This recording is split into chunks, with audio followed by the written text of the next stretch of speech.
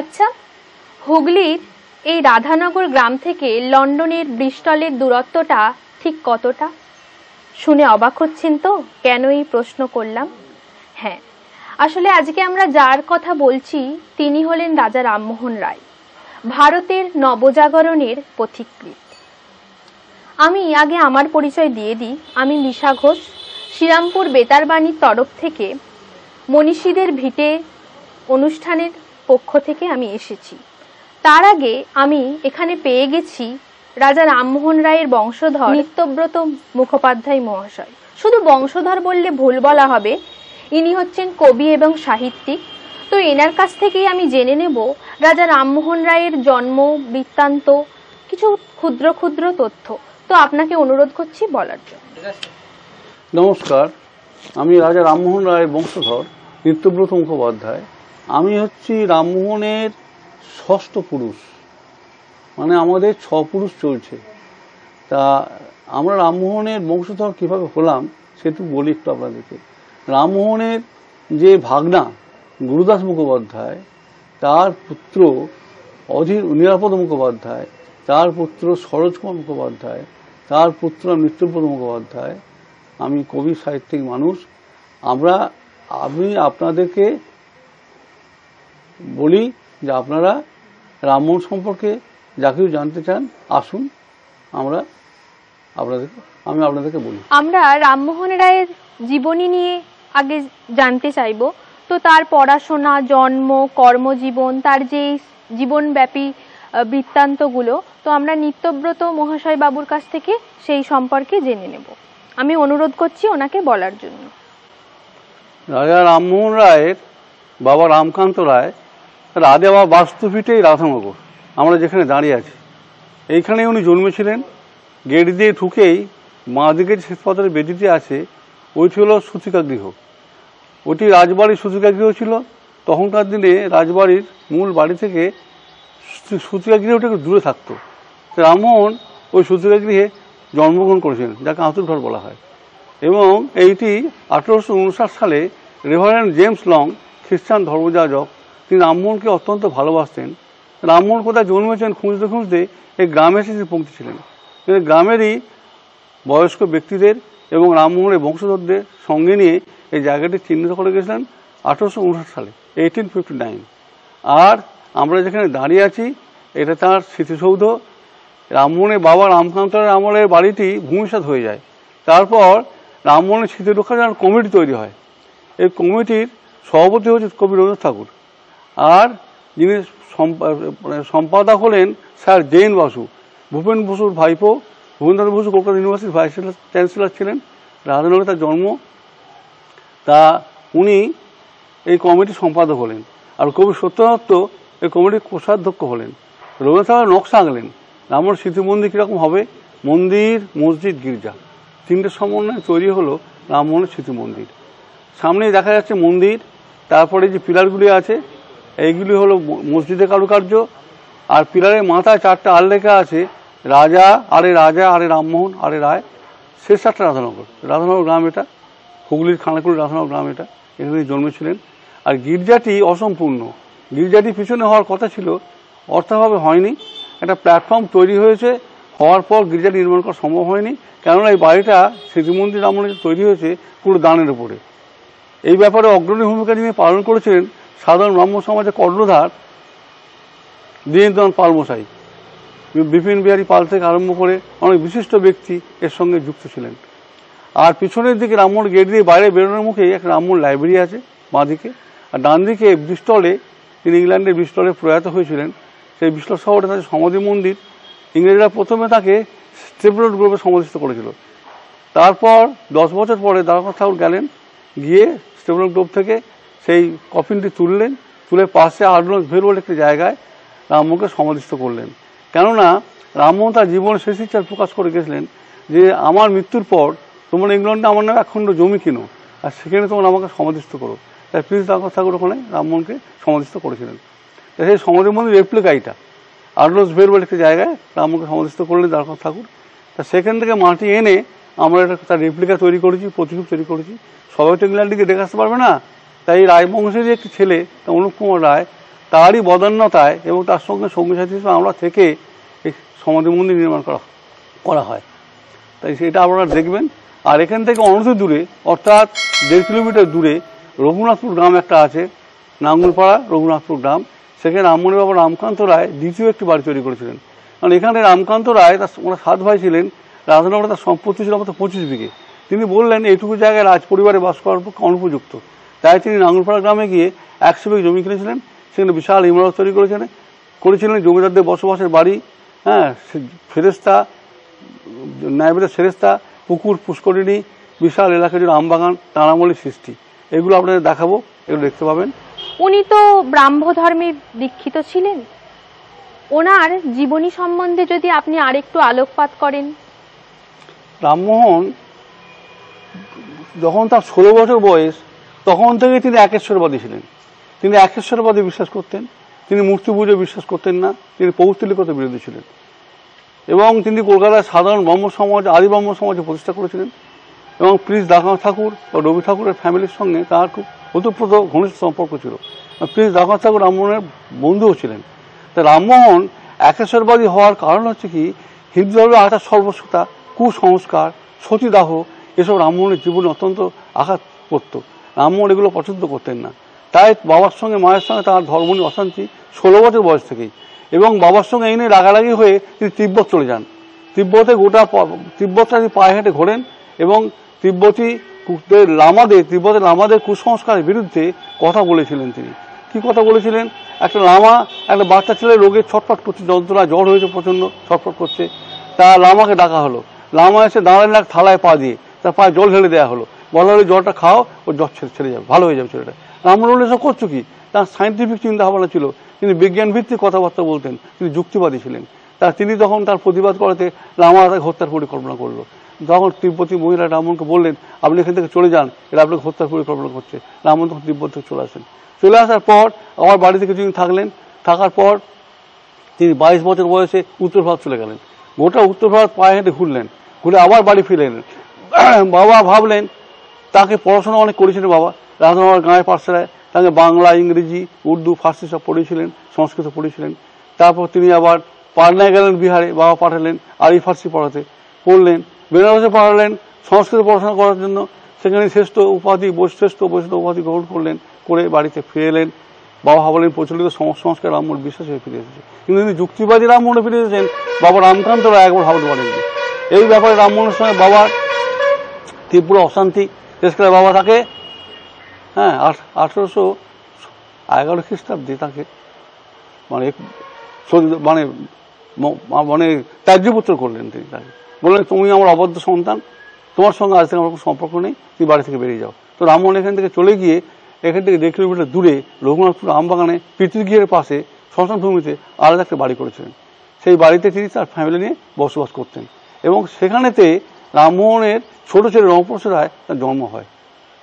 ওই বাড়িতেই। নবপ্রসাদ রায় হচ্ছিলেন বাঙালি বিভাগে প্রথম কলকাতা হাইকোর্টের জাস্টিস ব্রিটিশ পিরিয়ডে। তা পরবর্তীকালে রামমোহন 1815 খ্রিস্টাব্দে কলকাতা চলে গেলেন। কলকাতায় গিয়ে তিনি হিন্দু ধর্মের কুসংস্কারের বিরুদ্ধে ব্রাহ্মণিকাল ম্যাগাজিন লিখতে আরম্ভ করলেন, সংবাদ কৌমুদি লিখতে আরম্ভ করলেন, গৌড়ীয় ব্যাকরণ লিখতে আরম্ভ করলেন, মিরাতুল আকবর ইসলাম ধর্মের কুসংস্কারের বিরুদ্ধে লিখতে আরম্ভ করলেন, খ্রিস্টানদের কুসংস্কার, খ্রিস্টানরা যিশু মতে অপব্যাখ্যা করছিল, ইন্টেলিজেন্স বিক্রি করছিল, পাপক্ষয় পত্র যাকে বলে, যে এটা কিনলে সবাই পাপ থেকে মুক্ত হয়ে যাবে। আমরা এসব করছো কি তোমরা? রামমোহন তার সম্পর্কে 3টে বই লিখলেন। First appeal to the Christian public, second appeal to the Christian public and third appeal to the Christian public. খ্রিস্টানরা নিষ্ঠুর পাষণ্ড বলে খ্রিস্টানের পাশে গালাগালি করতে থাকলো। রামমোহন কিন্তু তার সত্যের পথ থেকে সরাসেননি, সব ধর্মের কুসংস্কার রুখে দাঁড়িয়েছেন এবং তার মতবাদ প্রকাশ করেছেন। রামমোহন রায়ের মামার বাড়ি তো শ্রীরামপুরে। কোনো এক পুজোর সময় রামমোহন রায় থালা থেকে বেলপাতা তুলে, পুজোর প্রসাদের থালা থেকে বেলপাতা তুলে খেয়েছিলেন। তখন ওনার মামা রামমোহন রায়ের মা তারিণী দেবীকে বলেছিলেন, দিদি তোর ছেলে দেখবি বিধর্মী হবে। তো এটাই কি তাহলে সত্যি ফলে গেল? রামমোহনের মামা বাড়ি হলো চাতরা, শ্রীরামপুর, চাতরা জল ট্যাঙ্কের পাশেই। ওনার দাদু শ্যাম ভট্টাচার্য তান্ত্রিক সাধক ছিলেন। রামমোহনের পিতৃকুল হচ্ছে পরম বৈষ্ণব, মাতৃকুল হচ্ছে পরম শাক্ত। তিনি পুজোর পর চরণামৃত, ফুল, বেলপাতা রামমোহনের মা যখন গেছিলেন তারিণী দেবী রামমোহনকে নিয়ে বাবার বাড়িতে গেছিলেন, ওনার মুখে দিয়েছিলেন ওনার দাদু, হ্যাঁ, কালী মা কালীর চরণামৃত ফুল বেলপাতা। তার তারিণী দেবী গলায় পাশে আটকে যায় ছেলের বেলপাতা, তাই চট করে গিয়ে ওটা মুখ থেকে তুলে ফেলে দিয়েছিলেন রামমোহনের মা। তাতে দাদু অভিশাপ দিয়েছিলেন, বলেছিলেন যে তুই আমার দেওয়াই চরণামৃত ফুল বেলপাতা ফেলে দিলি ছেলের মুখ থেকে, তোর ছেলে বিধর্মী হবে। তিনি তখন কান্নায় ভেঙে পড়েন, তারিণী দেবী, বাবা তুমি আমার ছেলেকে এত অভিশাপ করলে। তখন তিনি বললেন, তোর ছেলেকে অভিশাপ করলাম ঠিকই, কিন্তু ছেলে কিন্তু অনেক বড় হবে, সারা পৃথিবীকে আলো দেখাবে। হ্যাঁ, তিনি বিধর্মী হলেও তার সারা পৃথিবীকে তিনি আলো দেখিয়েছেন। হ্যাঁ, সেই হচ্ছে রামমোহনের বাবা। আসুন আমরা এবার রামমোহন রায়ের জীবনের কিছু ছোট ছোট ঘটনা বা তথ্যর সঙ্গে পরিচিত হই।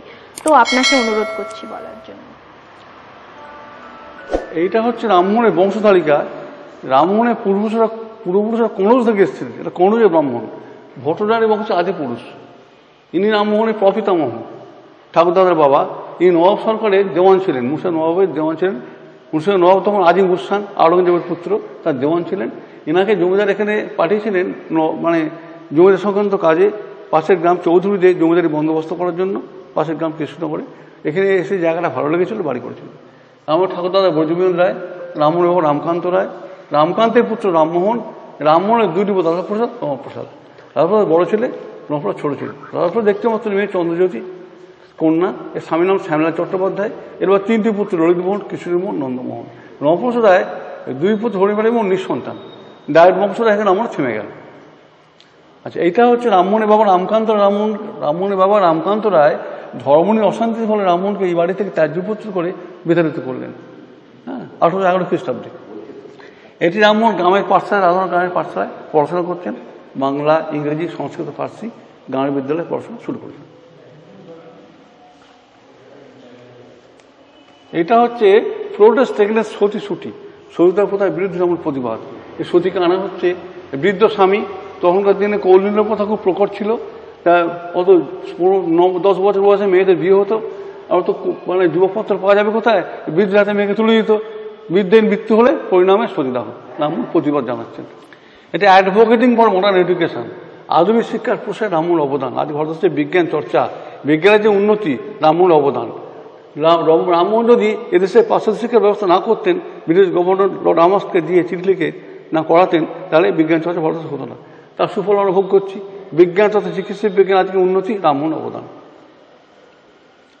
এটি হলো লিবার্টি অফ প্রেস, সংবাদপত্রের স্বাধীনতার জন্য রামমোহন ব্রিটিশের বিরুদ্ধে আন্দোলন করেছেন। রামমোহন বলেন ফ্রি প্রেস চাই, স্বাধীন সংবাদপত্র চাই। এমন একটা দিন তখন ছিল যখন ব্রিটিশ সূর্য অস্ত যেত না। সেই সময় রামমোহনের বলিষ্ঠ পদক্ষেপে কণ্ঠস্বর, দৃঢ় কণ্ঠস্বর আমাদের অবাক করে দেয়। এইটা হলো Rammohan giving speech in England about humanism, বিশ্ব মানবতা সম্পর্কে ইংল্যান্ডে বক্তৃতা দিচ্ছেন। রামমোহন কি বলছেন? All mankind are one great family of which numerous nations and tribes existing are only various branches. সমগ্র বিশ্বের মানব জাতি একটি মাত্র পরিবার, আর বিভিন্ন জাতি উপজাতি এই মহা পরিবারের একই শাসন। হিন্দু হোক, জৈন হোক, বৌদ্ধ হোক, মুসলমান হোক, খ্রিস্টান হোক, যাই হোক না কেন, আমার সকলে এক পরিবার। এইটি হলো রাইট অফ দ্য ফার্মার, ভারতীয় কৃষকদের উপরে ব্রিটিশের অত্যাচার। নীলকর সাহেব, নীলকুঠি দেখতে পাচ্ছেন, চাবুকা নীলকর সাহেব দাঁড়িয়ে আছে, ওই নীলকুঠি ওখানে আছে। হ্যাঁ, ব্রিটিশ শিল্পে অত্যাচার করছে ভারতীয় কৃষকদের উপরে। রামমোহনের বলিষ্ঠ বক্তব্য ব্রিটিশ পার্লামেন্ট কেঁপে উঠলো। তো লর্ড কর্নওয়ালিসকে পাঠালো ব্রিটিশ থেকে শাসন করতে। তিনি এখানে এসে চাষিদের নিয়ে বসে চুক্তি করলেন, তার নাম চিরস্থায়ী বন্দোবস্ত। 1793 সালে হয়েছিল। এটি হলো মেকার অফ মডার্ন ইন্ডিয়া, আধুনিক ভারতের উপকার আছে রামমোহন রায়। শিক্ষা, দীক্ষা, সাহিত্য, বিজ্ঞান চর্চা, ওই তীর্থস, যুদ্ধের বিরুদ্ধে শান্তি, মন্দির, মসজিদ, গির্জা, সর্বধর্ম সমন্বয়তার অবদান। এইটি হলো Rammohan Lord William Bentinck Bharat শাসক তাকে বুঝিয়ে আইন করে সৈয়দের রদ করেছিলেন। তারপরে আবার এদেশে দক্ষিণশীল হিন্দু সমাজ, কলকাতা শোভাবাজারে যা বিনোদন দেব বাহাদুর, রাধাকান্ত দেব, এরা বললেন একটু ভালো কথা ছিল, এটা সতীর জন্ম হচ্ছিল, ওরা পুনর্বহার করতে হবে। তারা একটা উকিলকে পাঠিয়ে দিল বেথিকে, ইংল্যান্ডে। আর রামমোহন নিজেই প্লিড করছেন, বাহাদুর শাহ রামমোহনকে রাজাপতি ইংল্যান্ডে পাঠিয়েছেন তার ভাষা বৃদ্ধি করার জন্য, ইংরেজিকে রামমোহন যাতে কনভিন্স করেন। সেই সময় রামমোহন নিজেই প্লিড করছেন, কোনো প্লেয়ার নেননি। এখানে জুরির বিচারে 2-1 ভোটে রামমোহনের জয় হলো, সৈয়দাহ চিরত রদ হয়ে গেল। পিপি কাউন্সিল অ্যাপিল করেছিল সংরক্ষণবাদীরা।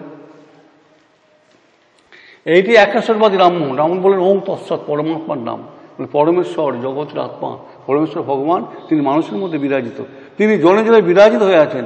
স্বামীজি যেমন স্বামী বিবেকানন্দ বলেছিলেন, বহুরূপে সম্মুখে তোমার ছাড়ি কোথা তুমি খুঁজিছ ঈশ্বর, জীবে প্রেম করে যে এই জন সেই জন সেবিত ঈশ্বর। রামমোহন সেই কথাটি একটু অন্যভাবে বলেছিলেন। রামমোহনের বিলেত যাত্রা, সেট সেল ফর ইংল্যান্ড 1830 খ্রিস্টাব্দ। মেদিনীপুরে খেজুরঘাট সমুদ্র বন্দর থেকে ইংল্যান্ড রওনা হলেন। তিনি মেদিনীপুরে খেজুরঘাটে সমুদ্র বন্দর থেকে ইংল্যান্ড রওনা হওয়ার আগের দিন মেদিনীপুরে গিয়েছিলেন। খেজুরিতে গিয়ে একটি ওল্ড পোস্ট অফিস আছে সমুদ্র তীরে, তার দোতলায় রাত্রি যাপন করেছিলেন। পরের দিন সকালে ব্রিটিশ জাহাজ অ্যালবিয়ন জাহাজে চলে ইংল্যান্ড রওনা হলেন। ইংল্যান্ডে তিনি ব্রিস্টল শহরে গিয়ে পৌঁছালেন। ব্রিস্টল শহরে কুমারী কার্পেন্টারের বাড়িতে ব্রিটিশ লেডি ভাড়া নিয়ে থাকতেন। সেখানে 1833 27 সেপ্টেম্বর তিনি পরলোকগমন করলেন। 100 বছর সমাজ বয়সে রামমোহন পরলোকগমন করলেন। অসহ্য মাথার যন্ত্রণা কালার জোরে রামমোহন তার মৃত্যু হলো রাত্রি 2:30টার সময় ইংল্যান্ডে। তখন রাত্রি 2:30, চন্দ্র শোভিত রাত্রি। ইংরেজিরা বলল পূবের সূর্য পশ্চিম অস্ত। আমরা এখানে পেয়ে গেছি একটা ছোট্ট বাচ্চাকে। তো তুমি কোথা থেকে এসেছো, তোমার নাম কি? আমি বেলগ্রাম থেকে এসেছি, আমার নাম শ্রেয়ান সরকার। আচ্ছা, তুমি কি রাজা রামমোহন রায়কে চেনো? হ্যাঁ, আমি রাজা রামমোহন রায়কে চিনি। তিনি ছিলেন একজন সমাজ সংস্কারক এবং তিনি সতীদাহ প্রথা বন্ধ করেছিলেন।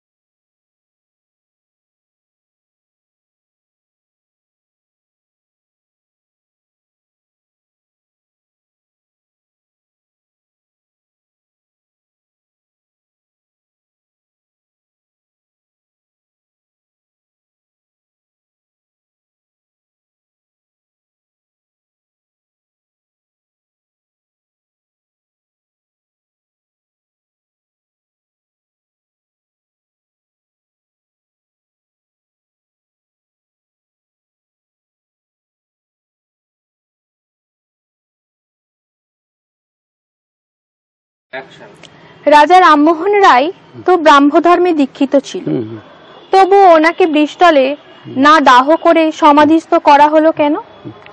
রামমোহন রায় ব্রাহ্ম ধর্মে দীক্ষিত হলেও ব্রাহ্ম ধর্মের প্রবর্তক তিনি। শুধু দীক্ষিত নন, তিনি ব্রাহ্ম ধর্মের প্রবর্তক। কলকাতা আদি ব্রাহ্ম সমাজ তিনি প্রতিষ্ঠাতা। তার ইংল্যান্ডে তার মৃত্যুর পর তাকে সমাধিস্থ করা হয়েছিল এই কারণেই, ইংল্যান্ডে বার্নিং সিস্টেম নেই, পোড়ানোর সিস্টেম নেই, তাই জন্য তাকে কবরস্থ করেছিল খ্রিস্টানরা। ওদের যে কবরস্থল স্টেপলের গ্রোভ, সেখানে তার 10 বছর পরে প্রিন্স দাগোসাউরকে ভারতবাসীর তরফ থেকে 10,000 টাকা চাঁদা তুলে তার হাতে দেয়া হলো। আর বলা হলো যে রামমোহনের মৃত্যুতে ভারতবর্ষে বটেই সারা পৃথিবীর মতন ক্ষতি হয়ে গেল, আপনাদের স্মৃতি রক্ষার ব্যবস্থা ইংল্যান্ডকে করুন। তখন দাগোসাউর ইংল্যান্ডে গিয়ে রামমোহনের কফিনটি স্টেপলের গ্রোভ থেকে তুলে নিয়ে এসে পাশে আড্রস ভেলোর একটি জায়গায় একটু জমি কিনলেন, কিনে রামমোহনকে সমাধিস্থ করলেন। আর হিন্দু মন্দিরের আকারে চূড়াবিশিষ্ট একটি সমাধি মন্দির নির্মাণ করে দিলেন। হ্যাঁ, রামমোহন তার জীবনের শেষ ইচ্ছা প্রকাশ করে গেছিলেন যে আমার মৃত্যুর পর ইংল্যান্ডে তোমার আমার নামে 1 খণ্ড জমি কিনো, আর সেখানে তোমার আমাকে সমাধিস্থ করো। দাগোসাউ তাই করলেন। আর মন্দির গাত্রে লিখে দিলেন, beneath this temple lies Raja Rammohan Roy Bahadur, who was born in India, West Bengal, Hooghly district আর দাসনগর। এই সমাধি মন্দির সাহিত্য আছেন রাজা রামমোহন রায় বাহাদুর, যার জন্ম ভারতবর্ষের পশ্চিম বাংলার হুগলি দাসনগর। হুগলি দাসনগর গ্রামটা এখানে জন্মগ্রহণ করেছিলেন। তাকে স্মরণ করে আমরা কৃতার্থ হই। জয় হচ্ছে রামমোহন। আপনারাও যদি এই সমাধিস্থ করার ব্যাপারে আলোকপাত করতে পারেন তাহলে অবশ্যই কমেন্ট বক্সে কমেন্ট করে জানান।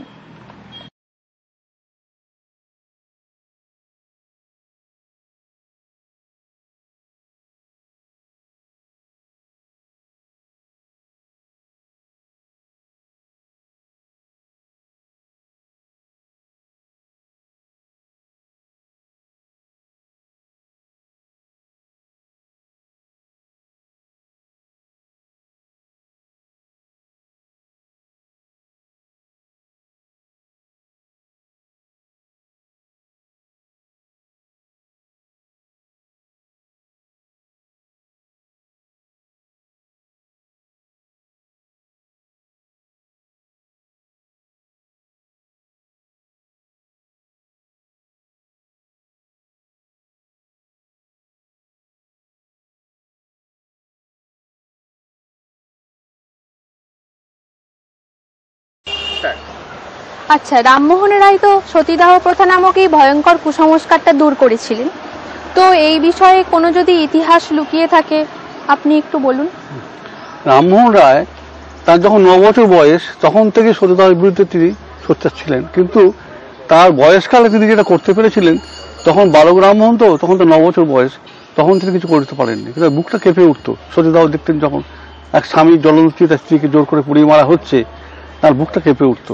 তা এই বিষয়ে রায়বাড়ির এক দিদিমা, তার রামমোহনের সম্পর্কে দিদিমা, তাকে সতীদাহ করা হয়েছিল। রামমোহন তখন 9 বছর বয়স, তার অত্যন্ত তখন খুব আঘাত পেয়েছিলেন, খুব ব্যথা পেয়েছিলেন, এটা করার কেউ ছিল না। কিন্তু রামমোহনের বড় বৌদির নাম হচ্ছে অলোক মঞ্জুরি দেবী, বড় ভাইয়ের নাম জগমোহন রায় এবং তার স্ত্রী অলোক মঞ্জুরি দেবী। তাকে যখন সতীদাহ করা হলো, অর্থাৎ রামমোহনের বড় বৌদি রামমোহনকে পুত্রস্নেহে ভালোবাসতেন। এই বড় বৌদি রামমোহনকে তিনি বলেছিলেন যে ধর্ম নিয়ে সবার সঙ্গে, পরিবারের সবার সঙ্গে তোমার এত অশান্তি কেন? তিনি বলেছিলেন, দেখো আমাদের বাড়ির সামনে একটা বড় বাঁট, এখানে অনেকগুলো গরু চড়ছে, এদের কারোর গায়ের রং সাদা, কারোর গায়ের রং কালো, কারোর গায়ের রং লাল, এদের যে দুধ দেয় সবার দুধের রং সাদা। ধর্ম হলো সেই জিনিস। সেই বড় বৌদির সতীদাহে, পৈশাচিক সতীদাহে মৃত্যু রামমোহন সহ্য করতে পারেননি। তাকে তাঁর ইচ্ছার বিরুদ্ধে জোর করে সতীদাহ করা হয়েছিল। রামমোহনের বড় ভাইয়ের নাম জগমোহন রায়, তার স্ত্রীর নাম অলোক মঞ্জুরি দেবী। এই অলোক মঞ্জুরিকে 1811 খ্রিস্টাব্দে এর সতীদাহ করা হয় ইচ্ছার বিরুদ্ধে। তাকে ভাং খাইয়ে অচেতন করে দেওয়া হয়, তাকে জোর করে নিয়ে গিয়ে স্বামীর চিতায় পুড়িয়ে মারা হয়। এইখানে রামমোহন অত্যন্ত আঘাত পেয়ে সতীদাহ প্রথা উচ্ছেদের জন্য সংকল্প গ্রহণ করেছিলেন 1811 খ্রিস্টাব্দে। তিনি বলেছিলেন যে এই কুপ্রথা সমাজের বুক থেকে উচ্ছেদ আমি করবই। এখানে তিনি চিতাভস্ম ছুঁয়ে শপথ করেছিলেন আর মাথা খুঁড়ে কেঁদেছিলেন, বলেছিলেন কুপ্রথা সমাজের বুক থেকে উচ্ছেদ করতে না পারি আমার নাম রামমোহন রায় নয়। তাই সে শপথ গ্রহণের চিহ্ন স্বরূপ এই সতীদাহ বেদী। আপনারা তো শুনলেন সতীদাহ প্রথা রোধ করার জন্য রাজা রামমোহন রায় যে আন্দোলন শুরু করেছিলেন তার উৎসটা এখান থেকেই। অসংখ্য ধন্যবাদ ওনাকে, কারণ উনি এভাবে আমাদের সামনে তথ্যটা তুলে ধরলেন। এবার আমরা যাব রাজা রামমোহন রায়ের বাড়ি দেখতে, চলুন আমাদের সাথে।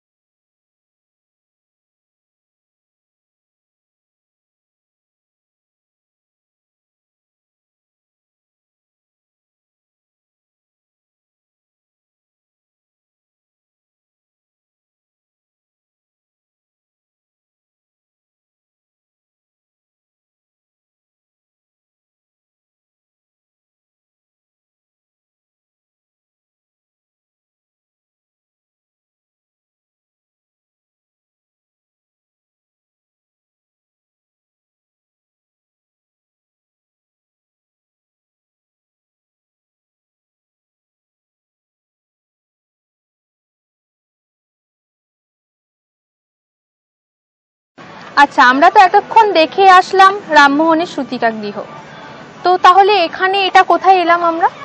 এটা হচ্ছে রঘুনাথপুর গ্রাম। রাজা রামমোহন রায় বাবা রামকান্ত রায় রাধানগরে তিনি পৈতৃক সম্পত্তি কম পেয়েছিলেন বলে ভাগে, কারণ 7 ভাই ছিলেন ওনারা, তো এখানে আলাদা একটি বাড়ি নির্মাণ করেছিলেন। এখানে 100 বিঘে জমি কিনে বাড়ি করেছিলেন। এখানে এটা হচ্ছে রামমোহনের বাবার বসত বাটি, আর রাধানগরটা হচ্ছে রামমোহনের জন্মস্থান। রামমোহনের বাবা রামকান্ত রায় রামমোহনকে ত্যায্যপুত্র করার পর রামমোহন এখানে একটি আলাদা বাড়ি নির্মাণ করেছিলেন, এবং এই সময় এই জায়গাটি ছিল শ্মশানভূমি। এই শ্মশানভূমির উপরে জায়গা করেছিলেন। সেই সময়তে বর্ধমানের জমিদার ছিলেন তেজচন্দ্র, তিনি তাকে অনুরোধ করেছিলেন পিতা কর্তৃক বিতাড়িত আমাকে একটু জায়গা দিন। তখন খানাকুল, কৃষ্ণনগর, আরামবাগ সাব ডিভিশন ছিল বর্ধমান মহারাজের অধীন। তখন বর্ধমান মহারাজা তাকে এই জায়গাটুকু এখানে দিয়েছিলেন। এই জায়গার উপরে তিনি বাড়ি করেছিলেন। 1817 খ্রিস্টাব্দে রামমোহনের বাবা রামকান্ত রায় রামমোহনকে ত্যায্যপুত্র করার পর তিনি এই বাড়িতে এসে এই বাড়িটি তৈরি করে এখানে পরিবারবর্গ নিয়ে বসবাস করতেন। এই বাড়িতেই তার ছোট ছেলে রমপ্রসাদ রায়, তিনি বাঙালিদের মধ্যে প্রথম কলকাতা হাইকোর্টে জাস্টিস হয়েছিলেন, তিনি এই বাড়িতে জন্ম হয়। কেমন এবার হয়ে গেল কি, রামমোহন এই বাড়িতে বসবাস করতেন। পাশেই ছিল একটা সাধন মঞ্চ, ওনার বাড়ি ছিল, বাড়ি নষ্ট হয়ে গেছে। ওখানে তিনি পরম ব্রহ্মের উপাসনা করতেন, পূর্ব দিকে মুখ করে, ওয়ার্শিপ টু গড, তিনি এখানে প্রার্থনা করতেন ভগবানের। আর এই বাড়িটা তিনি পরিবারবর্গে বসবাস করতেন। এখান থেকেই তিনি রাধানগর কাজ করে রাধানগরে অনেক 40 বছর বয়স পর্যন্ত জীবনে ছিলেন তিনি। আবার এইখানেও তিনি ছিলেন প্রায় আরও 5-6 বছর ছিলেন। তারপর এখান থেকে তিনি কলকাতায় গেছেন। কলকাতায় গিয়ে তিনি আবার কলকাতায় গিয়ে দুটো বাড়ি কিনলেন, একটা মানিকতলা, একটা আমার স্ট্রিট।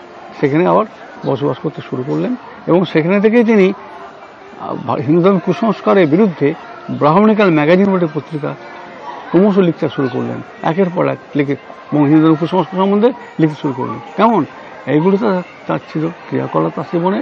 এবং সতীদাহ প্রথা উচ্ছেদের ব্যাপারে তিনি অনেক সচেষ্ট হয়েছিলেন এবং লর্ড উইলিয়াম বেন্টিঙ্ক ভারত শাসক তাকে বুঝিয়ে আইন করে ব্রিটিশ সাহেব দেশের সতীদাহ প্রথা রদ করেছিলেন তিনি, আর এই বাড়িটা তিনি বসবাস করার জন্য বাড়ি করেছিলেন। আমরা আবারও একটা তথ্য জানলাম, খুব ভালো লাগলো তথ্যটা জানতে পেরে। চলুন এরপর পরবর্তী জায়গায় যাওয়া যাক।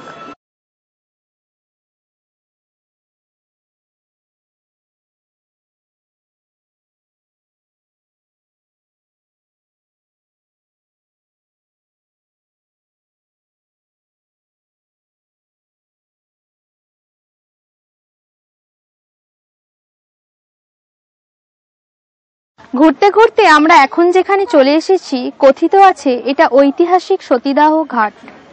ঐতিহাসিক বলছি এই কারণেই, এই ঘাটেতেই রাজা রামমোহন রায়ের বৌদি অলোকমঞ্জরী দেবীকে স্নান করিয়ে, শুদ্ধ বস্ত্র পরিয়ে, বৈদিক মন্ত্র উচ্চারণ করিয়ে মঙ্গলঘট হাতে নিয়ে সতী হতে বাধ্য করা হয়েছিল।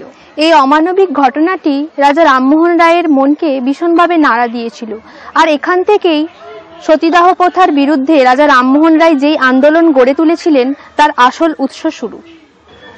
আমরা একদম শেষ পর্যায়ে চলে এসেছি। এই যে গাছটা দেখতে পাচ্ছেন, এই গাছটা রামমোহন রায় নিজে হাতে লাগিয়েছিলেন।